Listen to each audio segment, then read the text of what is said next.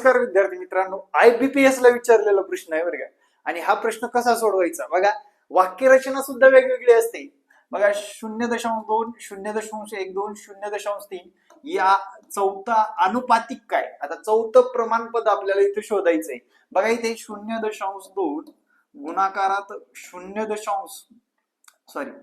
x बरोबर 0.12 गुणाकारात 0.3 म्हणजे काय रे. अंत्यपदाचा गुणाकार हा मधल्या दोन पदाच्या गुणाकारा इतका असेल तरच त्या संख्या प्रमाणात आहेत हे सांगता येते इथं. x बरोबर 0.12 गुणाकारा 0.3. तर विद्यार्थी मित्रांनो लक्षात घ्या, हे 0.2 खाली येईल आणि हे दशांश गेलं इथे, हे पण दशांश गेला. बेक बे बेसक्क 12 दशांश आला असा आणि साहित्रिक 18 आणि इथं दशांश आला मित्रांनो 0.18. हे उत्तर आपलं करेक्ट आहे आणि योग्य उत्तर आहे ड नंबरचं. प्रश्न आवडला असेल तर फॉलो करायला विसरू नका. धन्यवाद.